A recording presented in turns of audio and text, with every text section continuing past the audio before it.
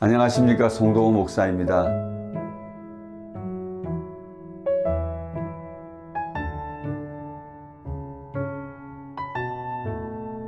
몇 년 전 티벳의 메리설산을 다녀왔습니다. 그동안 몇 번의 티벳 여행이 있었지만 대부분 일정이 늘 촉박해서 그 땅에 초입에서 머무르다 돌아와야 했기에 좀 더 깊숙이 그 땅에 들어가 보고 싶었습니다. 그리고 무엇보다 히말라야의 어머니 산이라 불리고 티벳인들에게는 성지라는 그 메리설산도 한번 보고 싶었습니다. 그래서 그곳에서 오랫동안 사역하고 있는 형제들과 마음먹고 티벳 내륙으로 들어갔죠. 곤명에서 출발해서 리장과 상글리라를 지나서 더친에 이르고 장사강을 따라 형성된 국도를 따라 협곡을 끼고 비포장길을 달리고 또 달렸습니다. 금사강 제1만을 지나서 어느덧 해질녘 더친에 도착을 했죠. 전망대에서 그 유명한 6,740m의 메리설산을 조망할 수 있었습니다. 경전을 적은 다르촉과 그들의 소원을 기록한 하닥에 빨강, 파랑, 노랑, 흰 천들이 펄럭이고 있었고, 해가 뉘엿뉘엿 넘어가는 그 산너울 넘어 만년설의 메리설산의 봉우리들이 눈앞에 펼쳐져 있었습니다. 그날 밤 더친에서 하룻밤을 묵었죠. 실제로 이 일행은 거의 이틀이 걸렸어야 목적한 내륙에 깊숙이 숨겨진 윗봉이라는 마을에 이르렀습니다. 메리설산의 기후는 아무도 예측할 수 없다고 하는 말처럼 정말 변화무쌍했습니다. 이른 아침에 해 뜰 때 그렇게 쾌청하고 푸르던 하늘은 아침을 먹고 나면 그날 일정을 취소해야 할 정도로 비가 내립니다. 심지어 안개가 뒤덮여서 바로 앞에 놓인 산과 마을이 전혀 보이지 않을 정도로 바뀌기도 하죠. 일행들과 의논하여 여기까지 왔는데 우리가 일기가 더 좋아지기를 기다렸다가 메리설산 주봉을 가까이에서 보고 떠나자고 결정을 했죠. 하룻밤을 더 머물며 일기가 좋아지길 기대했지만 굳은 날씨 탓에 예약했던 말들도 모두 취소해버리고 그냥 빨리 짐 싸서 윗봉에서 나가자고 결정을 하고 짐을 싸고 있었습니다. 그런데 갑자기 날씨가 풀리는 것입니다. 구름이 걷히고 그리고 하늘이 드러나기 시작했어요. 그리고 보이지 않던 마을들도 보였어요. 정말 날씨가 너무 쾌청해진 거예요. 저희들은 마음이 바뀌어서 짐을 다시 풀고 뒤늦게 목적한 빙호를 향해 산을 올랐습니다. 왕복 8시간 정도 소요되는 아주 힘든 여정이었습니다. 아침 일찍 출발한 다른 사람들에 비해 늦어졌던 저희들은 바쁜 걸음으로 산을 올라야 했습니다. 이미 산의 초입부터 사람의 손이 닿지 않는 원시 산림 속으로 들어가게 되었는데요. 자연이 주는 쉼과 치유가 무엇인지 정말 만끽할 수 있었어요. 빙하까지 가는 길은 정말 거칠었지만 그 빙하와 그 거친 산 아래의 태고적 신비를 간직한 옥빛 물색의 호수 빙호를 본 기억은 잊을 수 없는 추억으로 남았습니다. 메리산 등반을 계획했다 굳은 날씨 탓에 포기했던 그 둘째 날 아침이었어요. 그날 동이 터오기 전에 마을은 온통 안개로 덮여 있었고요.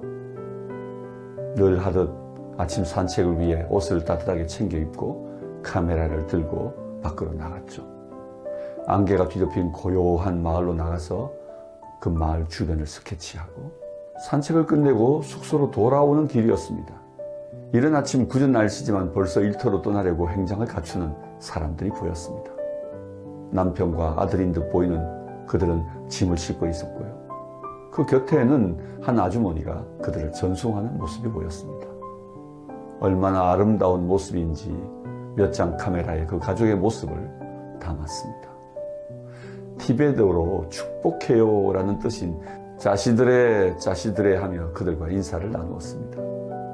가족들을 일터로 보낸 아주머니는 자기 집에 붙어있는 조그만 구멍가게의 문을 열고 있었어요. 아주머니는 낯선 외지 사람의 인사를 받으시는 것도 쑥스러워할 정도로 부끄러움이 아주 많은 분이었습니다. 그래서 또다시 짜시드레 하고 거듭 아주머니에게 인사를 했습니다. 문을 열고는 아주머니는 메리산을 향해 두 손을 모으고 잠시 기도하더군요. 그렇게 숫기가 없어 보이던 아주머니는 메리를 향해 두 손을 모을 때에는 그야말로 요동치 않는 산과 같은 여인처럼 보였습니다. 어느덧 하루가 지나가고 해질녘이 되었어요. 가게에 나와 앉은 아주머니는 미소를 띠고 저를 바라보며 눈인사를 건넵니다. 무엇이 그리 즐거운지 연신 고개를 빼고 누구를 기다리는 듯 했습니다. 제가 그때 그의 모습을 카메라에 담았죠. 사실 아주머니는 그날 아침부터 산을 향해 빌며 그날 저녁 행복한 재회, 그 기다림과 설레임의 끝에 그렇게 가족들 만나고 있었던 것입니다. 그 아주머니의 행복한 모습을 보며 저는 내게도 그런 기다림과 설레임이 있는지 살피게 되었습니다. 시편 121편에 한 시인의 고백이 있습니다. 내가 산을 향하여 눈을 들리라. 나의 도움이 어디서 올까? 나의 도움이 천지를 지으신 여호와에게서로다. 시인은 자신의 삶에 도우심을 구하며 그의 눈을 들어 산을 바라보지만 산이 자신을 돕는다 믿지 않았습니다. 나의 도움은 천지를 지으신 하나님에게로부터 온다고 고백합니다. 산을 향한 아주머니의 기도가 산을 향한 것이 아니라 하나님을 향한 것이며, 그 도움이 산에서 오는 것이 아니라 산을 지으신 하나님께로부터 온다는 것을 알지 못한다는 사실에 깊은 아쉬움이 남았습니다. 지난 이틀간 20시간이 넘게 메리설산과 윗봉을 향해 달려오는 동안 거친 티벳 땅, 작은 도시와 마을들, 순전한 사람들의 모습이 떠올랐습니다. 산은 높았고 골짜기는 정말 깊었습니다. 그 땅들은 거칠었고 메말라 있었습니다. 산을 신으로 섬기는 사람들과 예수와 복음이 없는 사람들을 보았습니다. 저희들은 차 안에서 그 땅들과 사람들이 복음으로 다시 회복되는 날을 기도하며 함께 울며 찬송했었어요. 그때 저희 동행들과 함께 울며 불렀던 찬양은 꽃들도라는 찬양이었습니다. 이곳에 생명샘 솟아나 눈물 골짜 지나갈 때에 모자나 열매 맺히고 웃음소리 넘쳐나리라. 그날에 하늘이 열리고 모든 이가 보게 되리라. 마침내 꽃들이 피고 영광의 주가 오시리라. 그렇습니다. 티벳의 골짜기마다 복음이 전해지고 그곳에 생명샘이 솟아나고 머자나 생명의 열매가 맺히고 웃음소리가 넘쳐나는 그날이 속히 오기를 기대합니다. 때가 되면 그날에 하늘이 열리고 영광의 주님이 오시는 날, 그 땅의 모든 이들이 주님의 얼굴을 보게 될 것입니다. 오늘 이야기를 마무리해 볼까요?